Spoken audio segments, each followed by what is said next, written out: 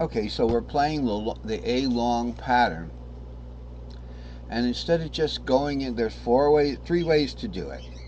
Okay, let's talk about how to play a pattern.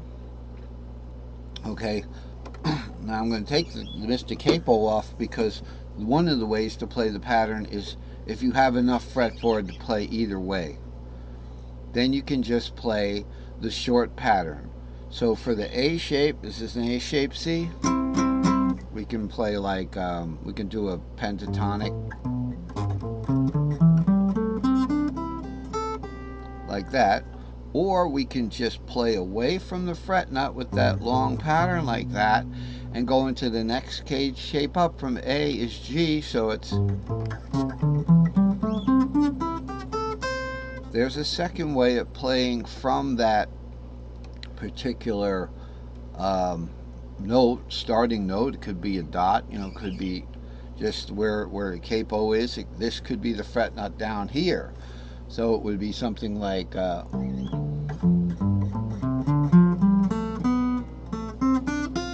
doing A here, doing G.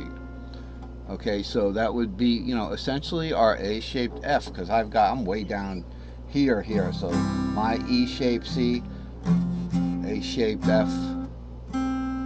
Okay, so I'm just going to play away from that fret nut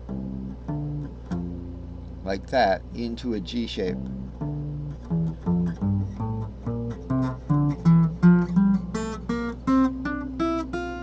That's two ways of playing it. So one way is just straight out.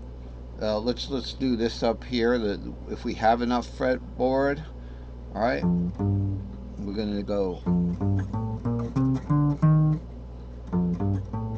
Let's see, what are we doing here? Oh, right, we're up here. Sorry.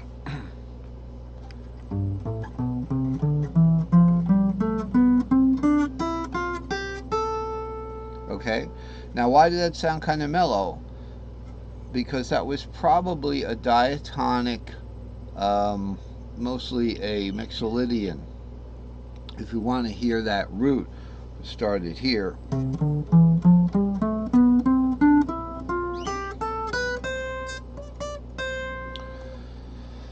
So that first thing we can do is just play the short patterns, or we can just just do a little step note away from the fret nut, okay, like this. Or we can play the long pattern right from there. So say we're going to play this root pattern.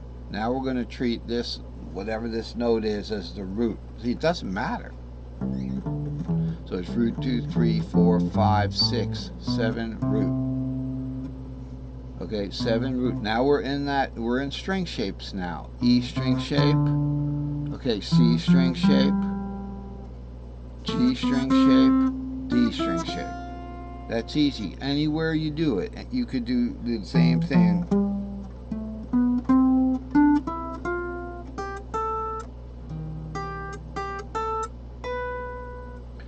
Try that one more time. E string shape. G string. Oh, we were in a different key. If we were doing an E string shape, that was in F. So it'd be like, we want to use the E string shape starting from the E. So it'd be like anywhere.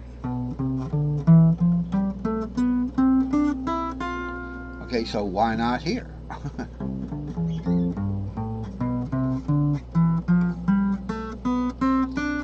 See how I changed the way I was playing it so you could tell when I was going into that shape, but if you play it continuously, it'd be.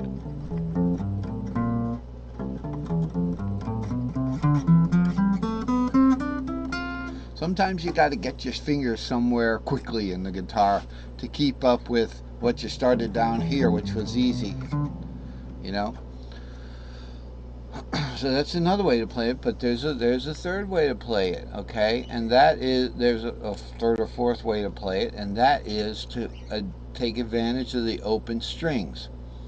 All right, so what's going to make it easy here is this rule, and it's all about what's going on at the tuning warp. The tuning warp is this line right here. Okay, I went and made the thing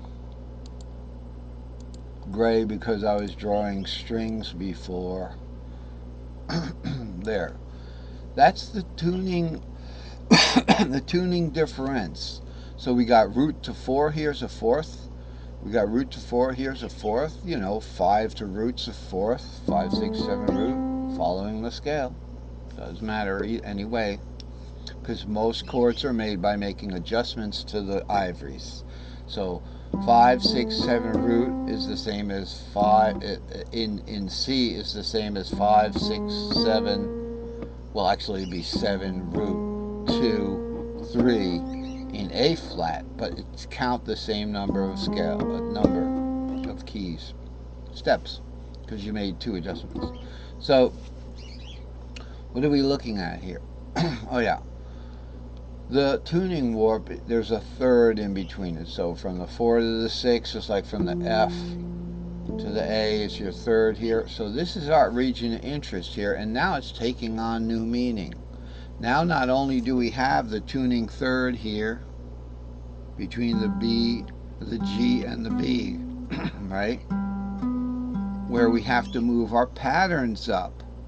So let's look at like a D pattern, pentatonic. It's like a Dorian. Okay?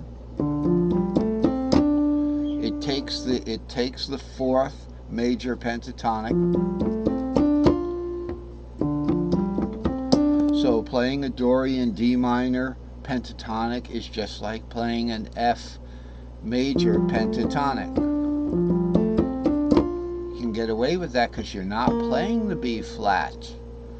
Okay? And in the case of the G, you're not playing the 7th. So an E minor pentatonic,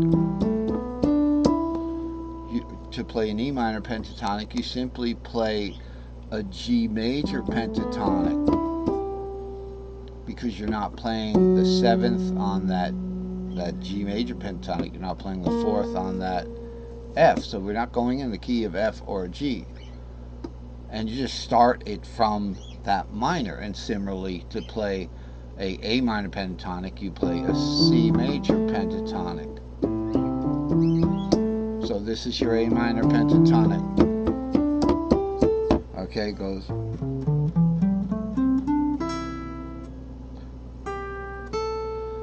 I had to make sure I got that top 2 strings right.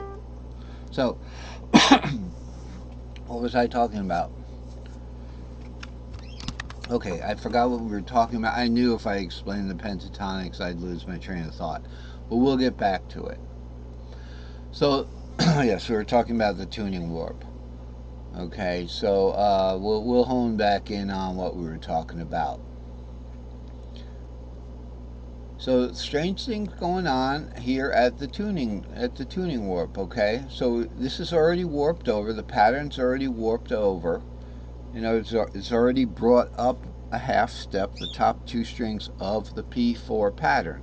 Take a P4 pattern and put it on a fretboard that's P4, P4, P4, P4, P3, P4, and you've got to move the pattern up 1 fret for the top 2 strings, and you go back to P4 on the top. So it's already warped, but there's something still going on because of this warp. Now we know what to play. Hey, we know what to play. Okay, we know what to play, but what did it do for us? It brought this root and this 5 here over for us. That's important in the C box. Okay, it's important in the C box because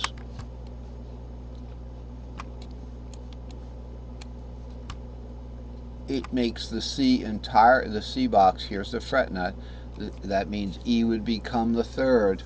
Let's say we have a fretnut here. Makes the entire diatonic C scale available to us because it's been brought over. See, so I got 5, 5, 6, 7, root 2 right there. You see my fingers doing that? 5, 6, 7, root 2. Whereas I start 5, 6 down here, 5, 6. I have